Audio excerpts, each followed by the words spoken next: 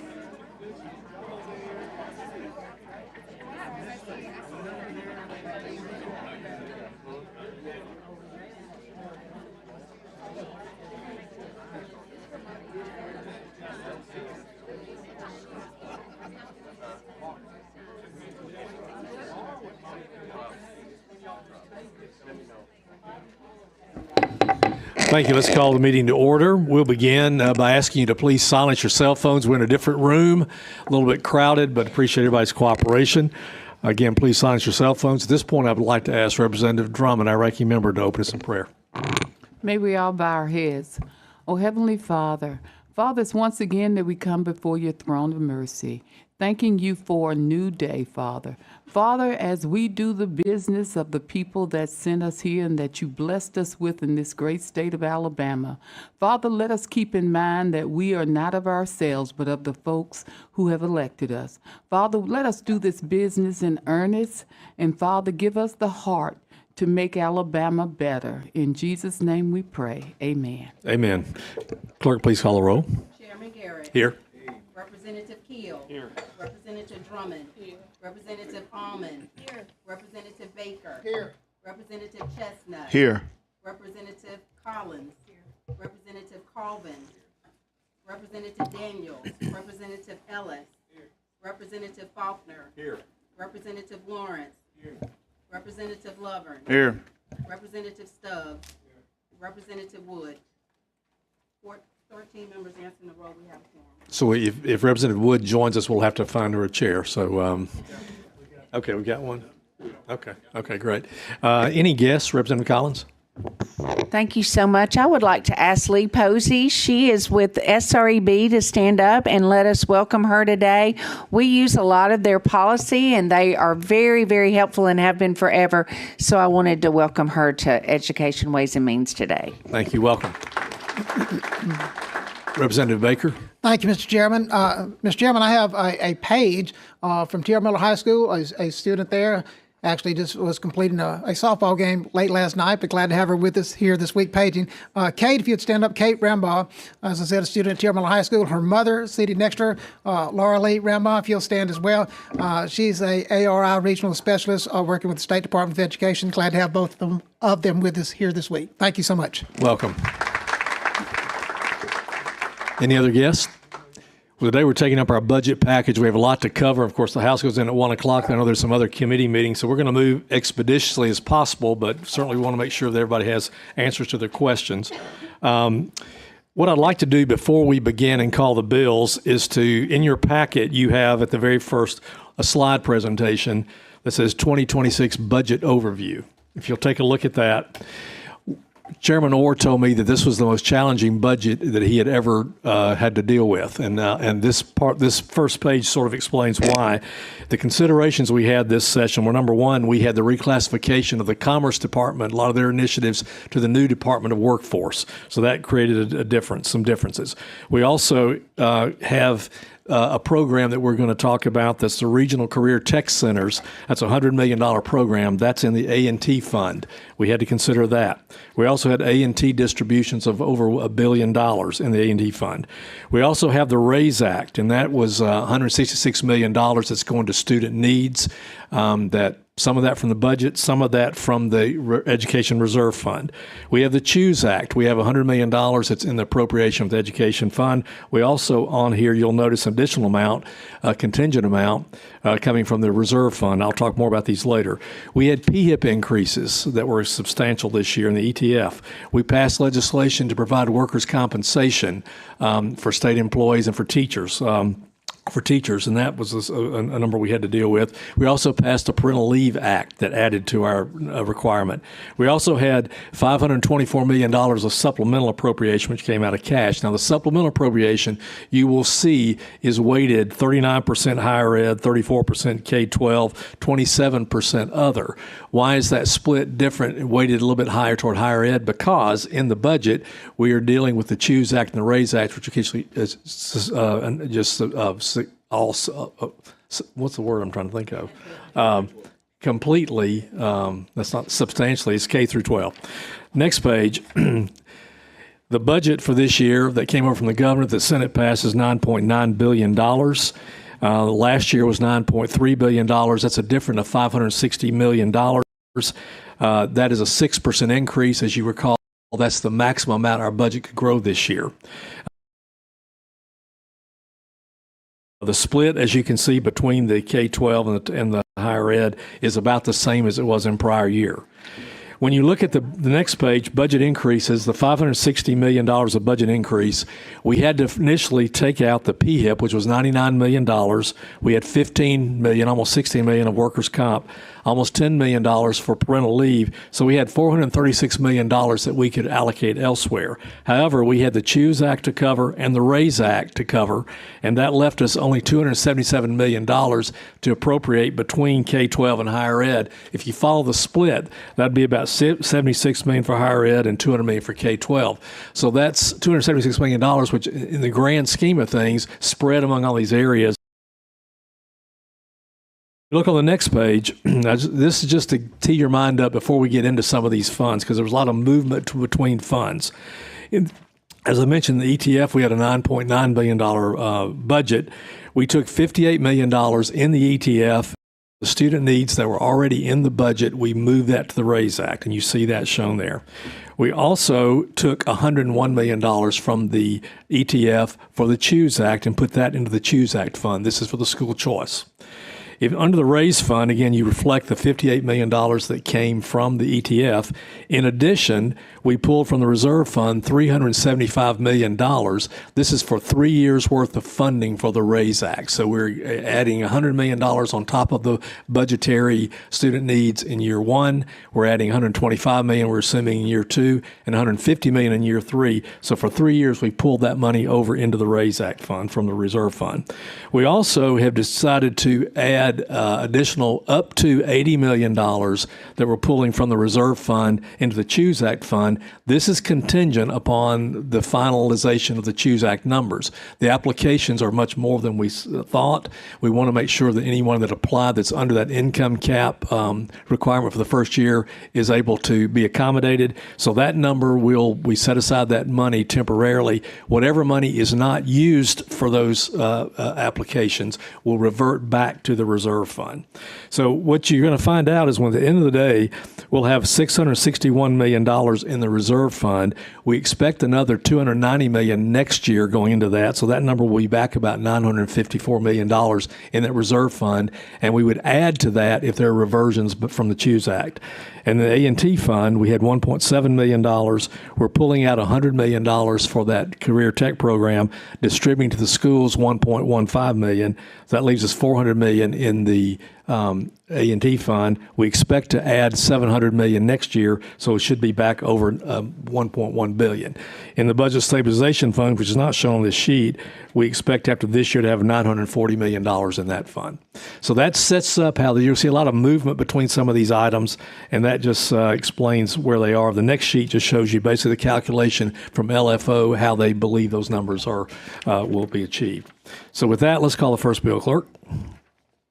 Senate Bill 113 by Senator Orr. So this is the supplemental appropriation bill.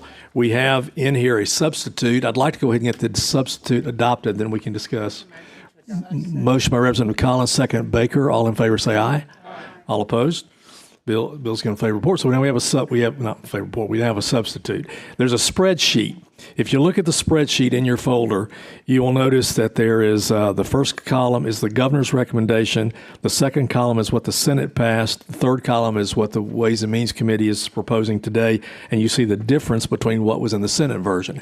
Now, let me just say that Senator Orr and I sat down at the beginning once we got the governor's budget, and we strategized on what we felt like, what were items in the governor's budget that we felt we should maintain, what should we adjust.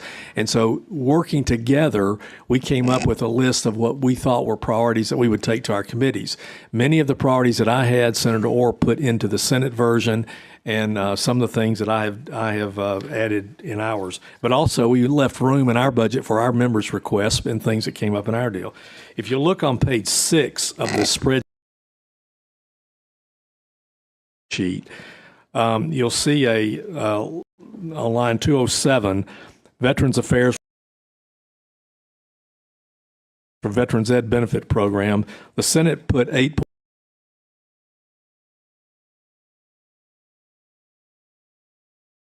$8.7 million, almost $8.8 million in that. That was not in the governor's budget. You'll see that number is zero in our budget. That was the money that was set aside in a program that was already overfunded for us to move money around to accommodate some of the needs we had down here. So just want to make sure that was a placeholder for that.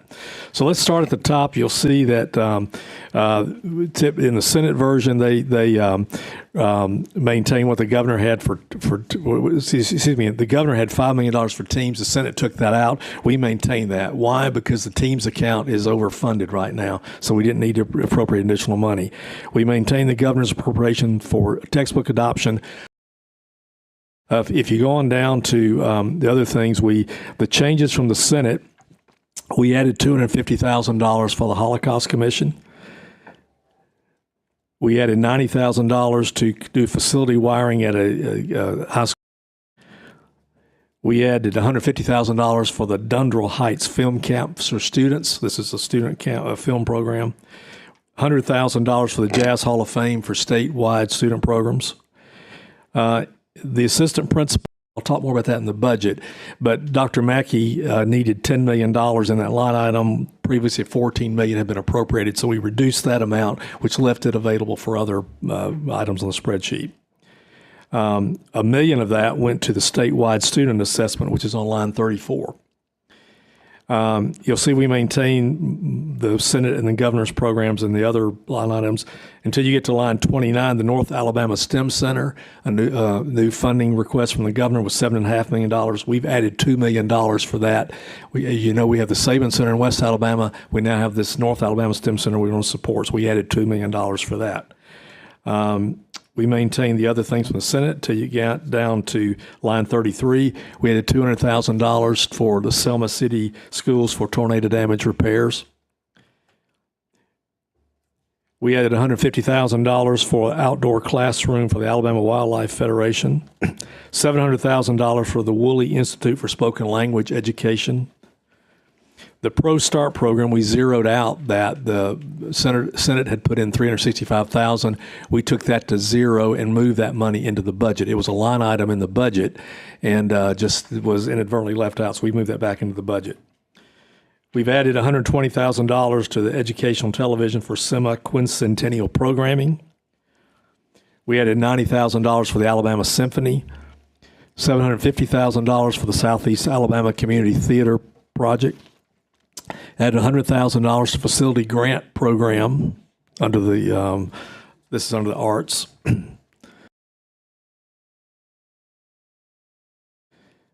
No other changes from the Senate for any of the School of Fine Arts or Department of Revenue, supercomputer, all that we maintain. Alabama School of Deaf and Blind, we added $1 million.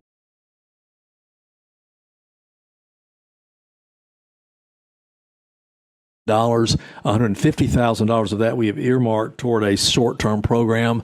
There was an issue that we were made aware of this weekend about a program that had been discontinued. We've made sure that program has been funded for $150,000, but a total of $1 million addition to the Alabama Institute of Deaf and Blind. Have pretty much maintained all of the other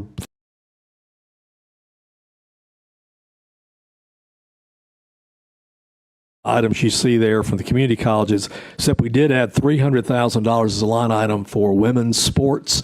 This is the first year they're going to be doing some flag football in the community college system, and we want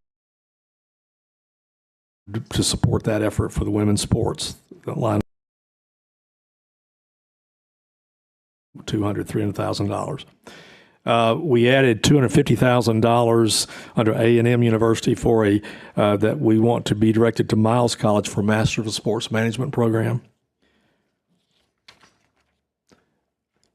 On line 121, Athens State University, we've added $250,000 for operations and maintenance. There's University of Montevallo. Under the University of North Alabama, we just merged some of the categories. So basically right now we have an earmark of $4 million for the engineering building, no earmark for the Lauderdale County Workforce Center.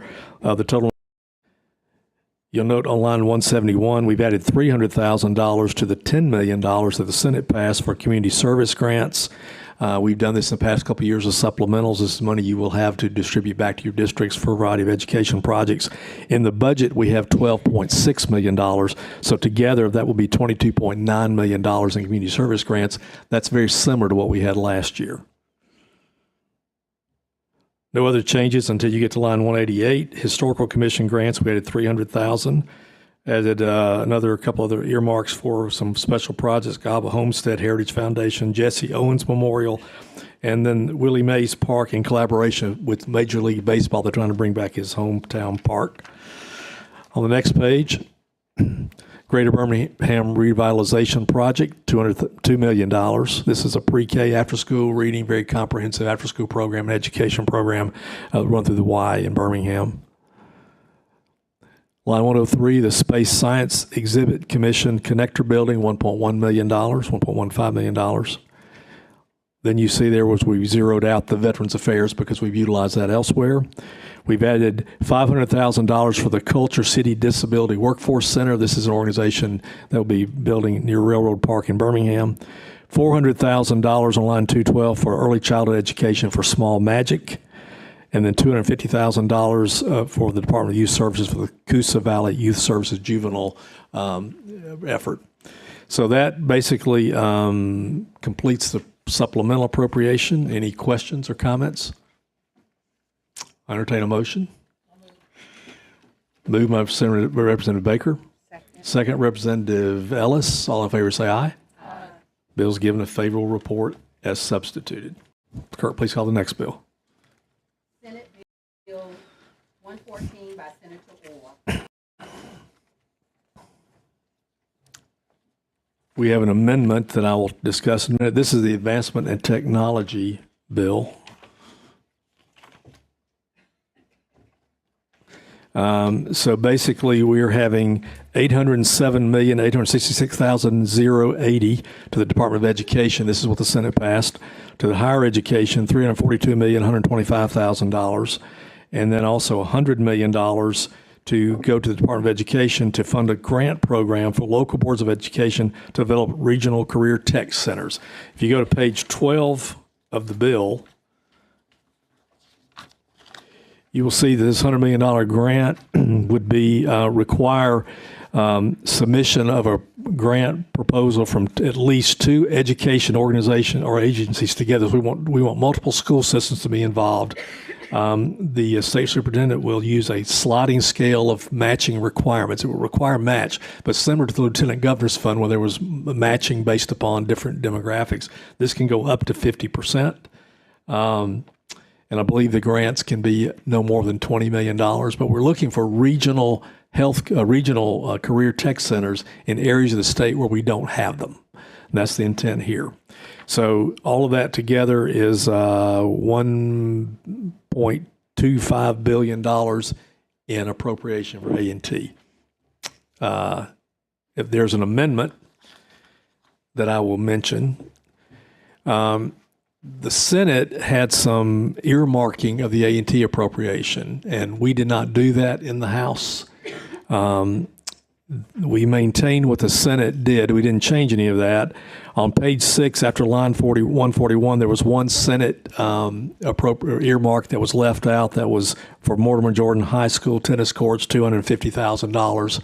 This amendment would add that, and then it would allow on line 157 and 147, 148 on page 6 for Career Tech Center for $3 million for construction of a classroom. Those are both Senate items that we're accommodating. The other thing we did, I did do one earmark for the House, and that was I didn't open up this Pandora's box, but we had one member who had they came up short in their Lieutenant Governor's program. This was a Title I school, and so that county has $9.7 million they're getting. We appropriated $300,000 for them to complete that project. So entertain a motion on the amendment. I make a motion to adopt the amendment. Representative Collins, second from anyone. Second, Representative Faulkner. Any questions? All in favor say aye. All opposed? Okay, the amendment's adopted. Then I have the bill as amended. Motion by Representative Drummond. Second, Representative Baker. All in favor say aye. Bill's given favorable report. Thank you. Bill 305 by Senator Orr. This is the RAISE Act. We've had a lot of discussion about this. In your packet, you have information which shows the structure of this bill, of course, how this is the student-weighted funding. So again, items that we move from the budget into the RAISE fund. We've added also from the reserve fund additional funding on top of that. That money will go to schools based upon their weights, and you've seen we had several weeks of discussion on this. So this is the bill that basically establishes and creates the Renewing Alabama Investment Student Excellence Act, the RAISE Act. Entertain a motion. Representative Stubbs. Second, Representative Almond. All in favor say aye. All opposed? Bill's given a favorable report. Thank you. Clerk, call the next bill. Senate Bill 111 by Senator Orr. There's an amendment on this bill. No, this is a substitute. This is a substitute. Okay, can we go ahead and adopt the sub? So moved. Representative Faulkner, second. Second, Representative Drummond. All in favor say aye. All opposed?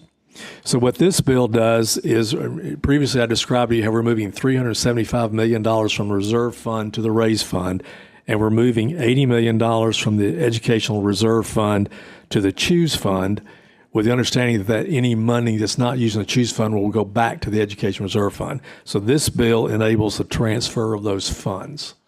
Any questions? Representative Drummond. Can you just explain again about the CHOOSE Act, how much is coming from the reserve fund? I didn't follow. So what happened is we initially appropriated $100 million for the CHOOSE, and that was based on roughly 16,000 students.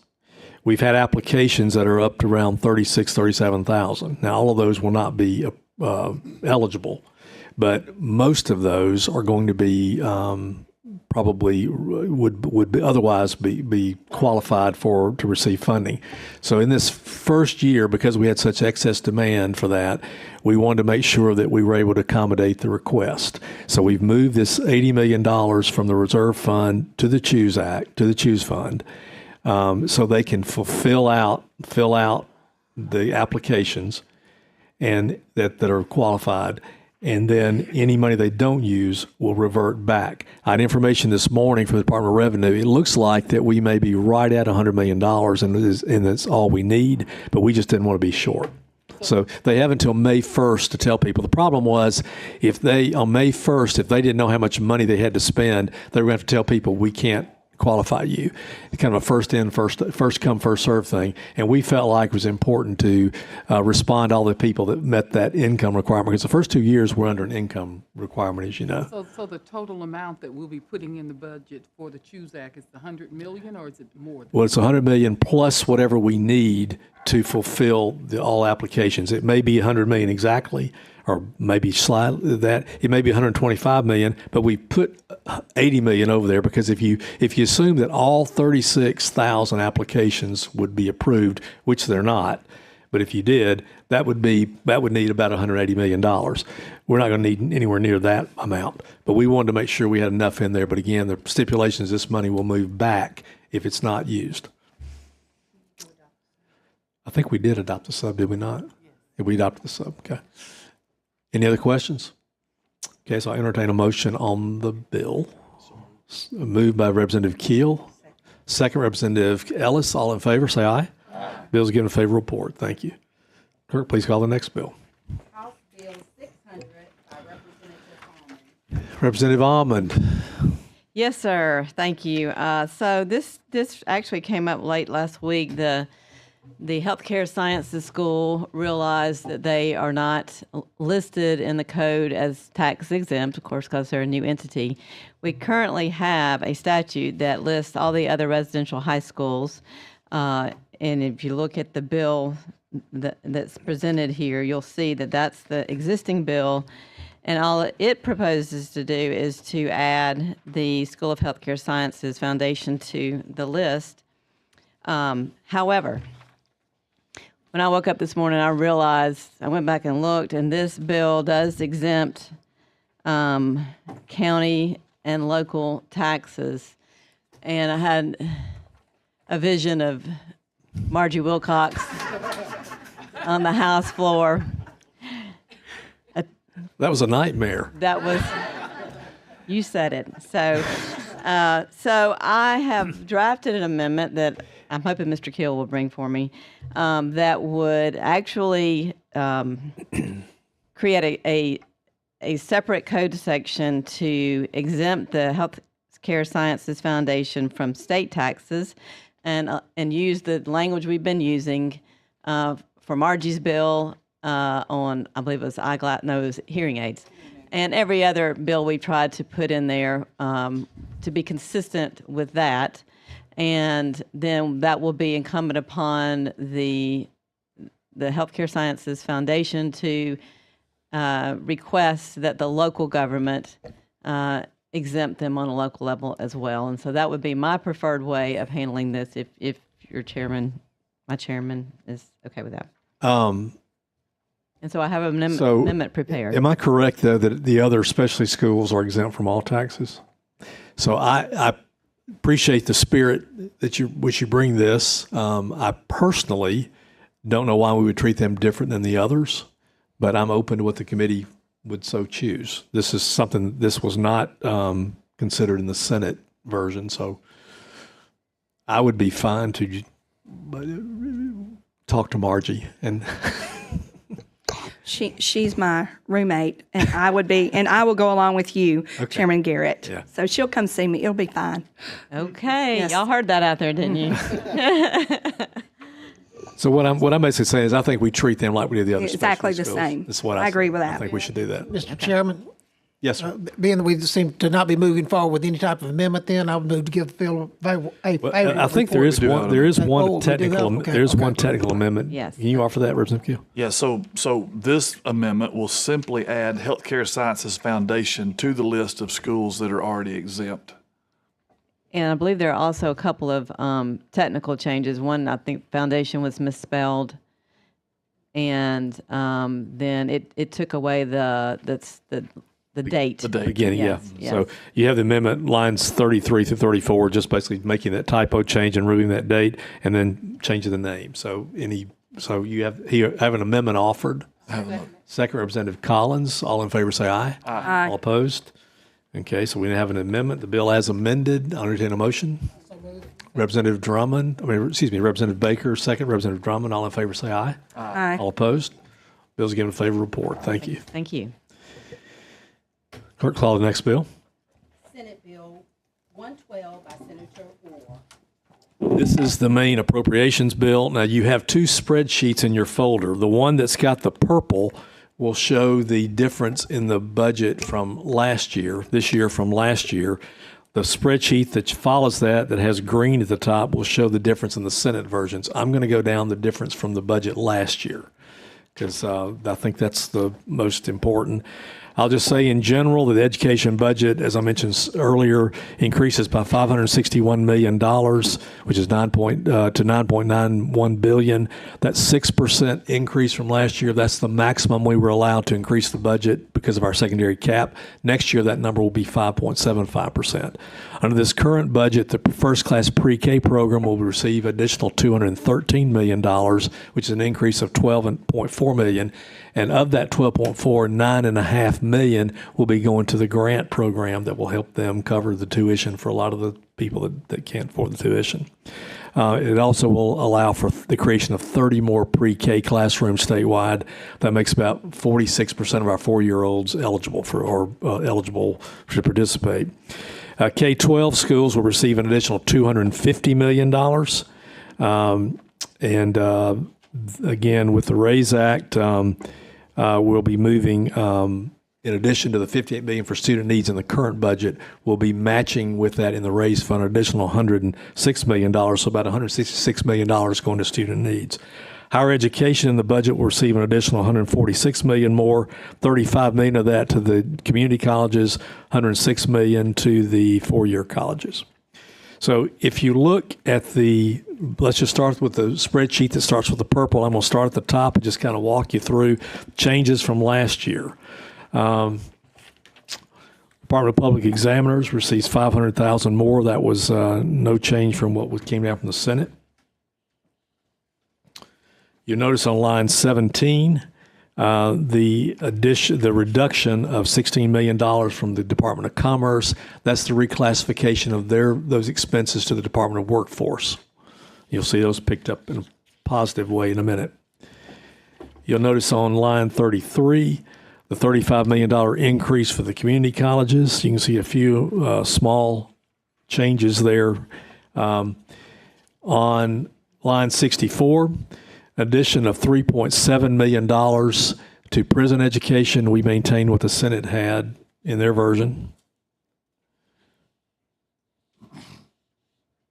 On line 82, additional $3.7 million for dual enrollment.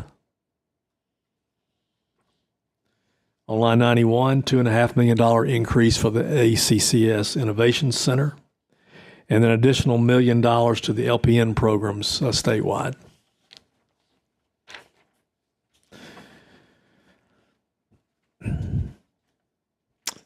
On line 106, you see the Early Childhood Department of Education. That's the $12.4 million I mentioned earlier. Economic and Community Affairs, you see a reduction of $2 million. This is the removal of the line item for Electric Vehicle Technology Education Program. Local boards of education will receive an additional $225 million. You can see on line 121 about $39.9 million for transportation. And then you see there that negative of $21 million for the at-risk program. That is money that is part of the $58 million that we're moving to the RAISE Act. So that will be right now, just to remind you, to participate in that student risk money now, you have to apply for a grant or apply for some help and get response from the Department of Education. Now that money will go to the RAISE fund and will automatically go to all schools based upon your student need. Line 130 is a new line item for parental leave, $9.6 million. You see the RAISE Act on 131, which is the $58 million. AEDs in school, we've added, that was, we've removed that line item here, but that's in the supplemental. You saw we had that earlier in the supplemental. We've added $27 million to fully fund the Numeracy Act, $9 million to fund the reading initiatives. We're fully funding reading and literacy and numeracy. The summer after-school program, increase of $14.4 million. Now, on line 150, you see a negative. This is the auxiliary teacher grant program, $5.4 million. That was a program we set aside several years ago for systems that had a hard time finding teachers to have auxiliary teachers. We felt like that'd be helpful to the teachers in some of these underserved areas. We didn't have much success getting the finding a pool of people to participate in those areas. So last year we opened that line item up to ELL, and that's where some of the ELL support. Now, as you know, we have created under our student needs some special funding for ELL. So that 5.4 we just eliminated and spread elsewhere in the budget.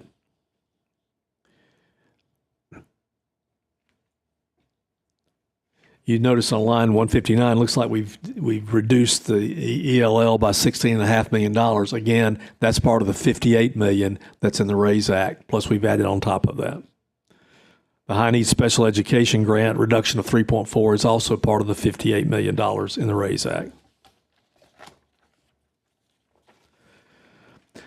The Montgomery pre-K pilot, we reduced that from $750 in the Senate version. The governor did not have that in their version. We moved that from early childhood to the Department of Education. I've talked with some of the Montgomery delegation about how we can utilize that in some of the pre-K classrooms in a smaller scale, some more targeted area. But we've left $400,000 in that pre-K pilot from Montgomery schools, now under the Department of Education, though. $2 million for school safety, increase that line item.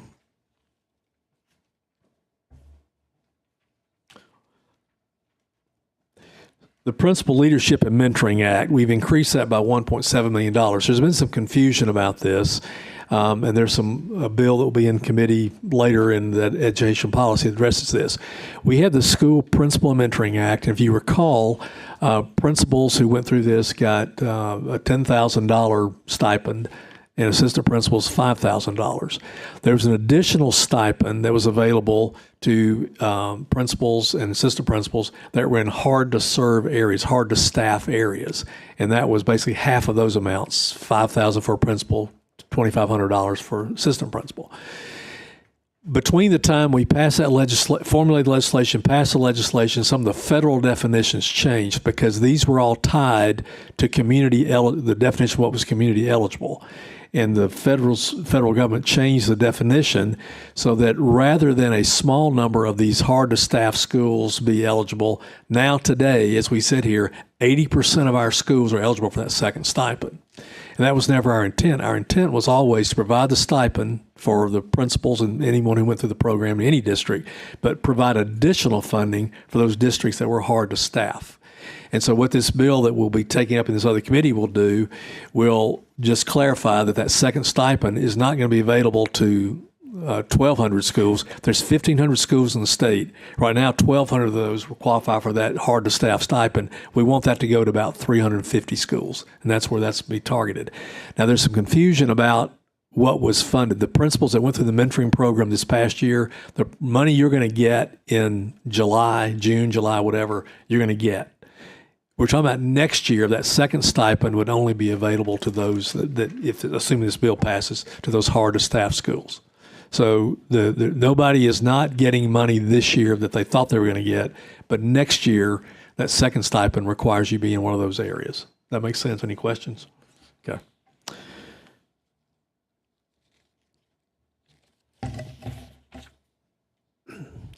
Just looking down to see anything that might be different from what we saw previously. On line, let's see, line 229, there's a mental health telecounseling pilot project. The Senate and the House both maintain that $2.5 million increase.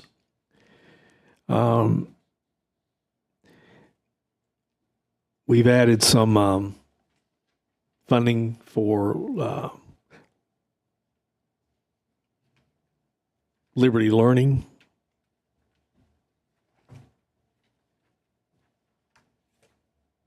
We also have we've added back on line 234 the plasma games. This is Representative Colvin can probably explain this better than I can, but it's basically using video games, kind of that kind of world to do STEM education.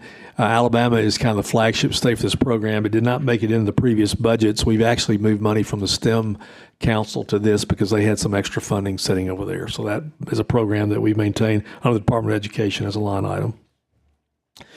Remote Learning Hub is line 236. This is something that I've been working with. Director Poole and I had this in the budget several years ago. I think it's kind of run its course. We've kind of now gone with the student needs, with some of the virtual stuff we've done, with some of the other things we've done. That I think that pilot program, after 4 years, we're removing that. We've added funding for robotics grant program.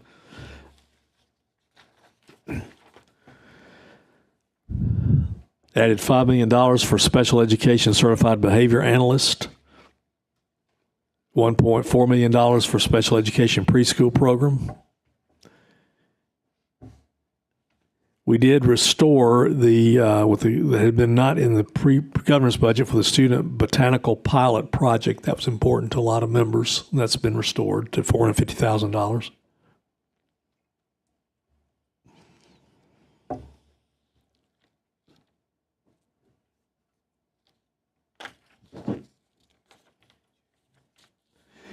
You'll see on line 279 the community services grants of $12.6 million. That's $1.1 million more than last year, but then we also added $10.3 million on top of that from the supplemental. So that's similar to last year.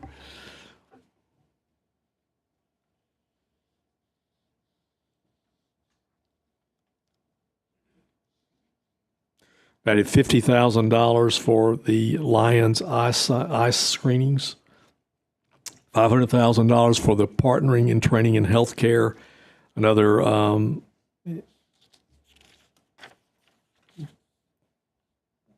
rural medical program.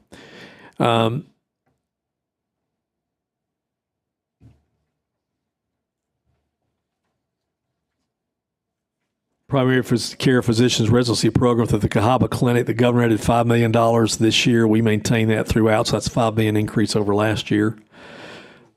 I'm sorry, that's the wrong one. That's School of Healthcare Sciences is what I'm in. The page. I'm on page 10, line 311. The School of Healthcare Sciences is $5.5 million. You see the plus up for about almost $14 million for higher education, the Commission on Higher Education. The bulk of that, some of that's coming from the Pathways to Progress program, the Re-Engage program. This is for people who have some college but not all. We're finding some success in that program, so we've increased that amount by almost $2 million. And then on line 333, the Alabama Law Enforcement Officers Family Scholarship Program, that's $8 million. So that's the more than half of that increase.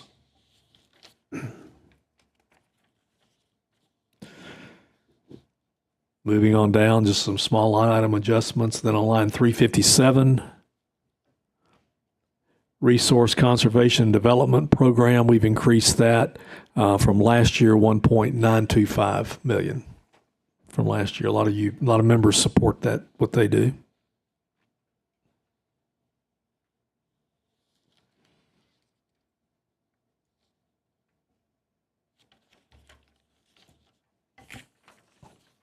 Some of the smaller line items I'm not reading, but you can see what they are. Most of these are maintained from the Senate.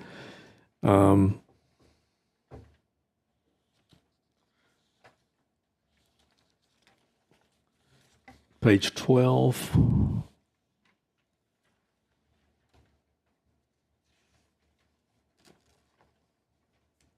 We did add on line 404 a line item for the Helinski program. This is a mental health program.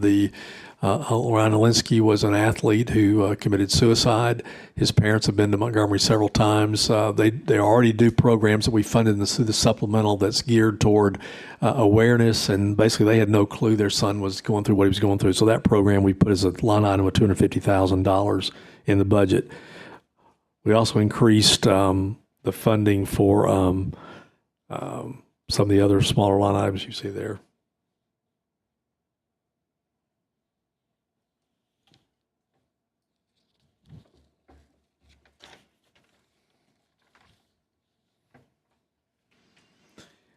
On the next page, line 437, under Department of Rehabilitation Services, we funded a requested increase for the homebound program, $2.4 million. They do a really good job with what they're doing in the rehabilitation services. Line 442, this is physician-assisted autism diagnostic clinic models. We've got several line items in here that address the autism issue throughout the state. This is one that the governor had put in $800,000. The Senate added $400,000 of that to take it to $1.2 million. We've added $300,000 on top of that, so increase this appropriation $700,000 over what the governor had put in. This will allow for these physician-assisted diagnostics to happen statewide. And we think that's a very good program. Line 448 is the CHOOSE Act, the Education Savings Account, $101 million, including the administrative fee. Increase the space science exhibit by $350,000 over last year. Supercomputer up $1 million over last year. There you see on line 454 the workforce department. You see the positive $16 million here to offset the negative $16 million you saw coming out of commerce and all the various line items. In the causes universities, you can see the changes there. Most of these are maintaining what the governor had. I will note that on the Alabama State, line 486, we collapsed a lot of the individual earmarks into their just O&M number, which is at their request.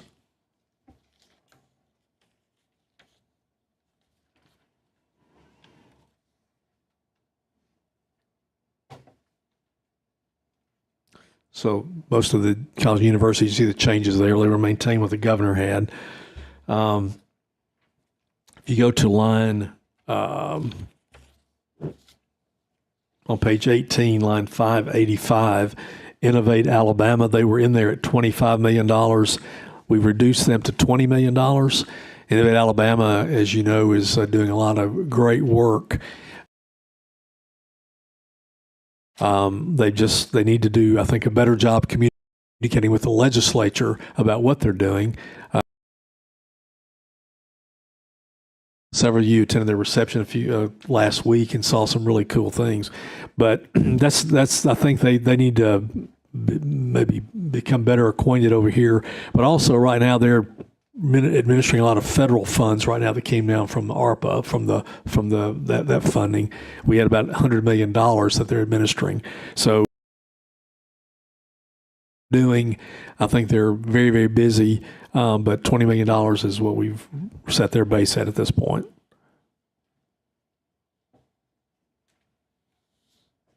And that's pretty much and I'll be happy to discuss those. Or if you have any questions about what we went through, if there's anything I didn't cover. I didn't hit every line item, but most of those were. Any questions? So on this one, do we have, I've lost my sheet. Do you have my sheet anywhere? May I make a motion to adopt the sub? Oh, here it is. Let's see.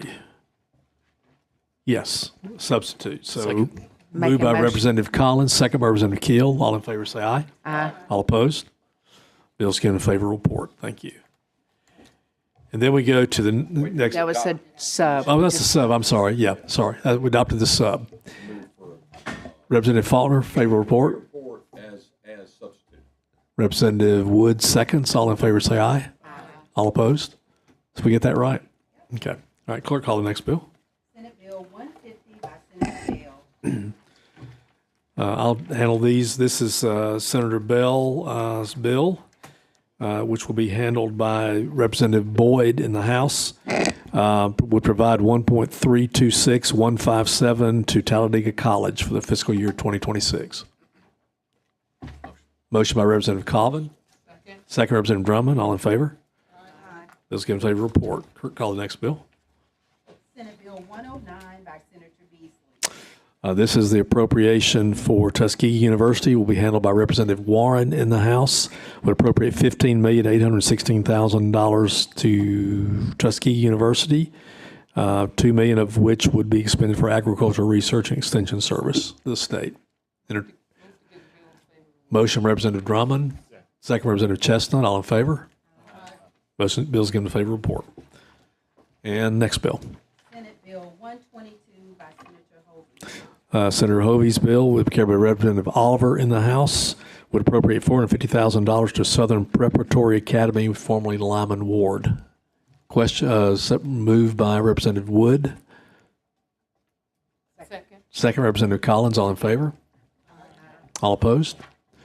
Well, committee, I want to thank you so much for your diligence, your work, your input. There's a lot of details in here. You've been a part of the discussions all along. We appreciate it. I think that what we've done as a joint committee with the Senate committee to address this school funding issue is huge. And I realize that, there's a difference of opinions about school choice. We have the CHOOSE Act. We committed to that. But we are committing more than that funding into the public schools. And I think what we're doing, especially looking at student needs, is going to be very, very important. And I just appreciate your work, your diligence, your efforts. And with that, we'll stand adjourned. Thank you. Did you get up with Jazz Hall of Fame. the 8 guy? His name, Purcell. Oh,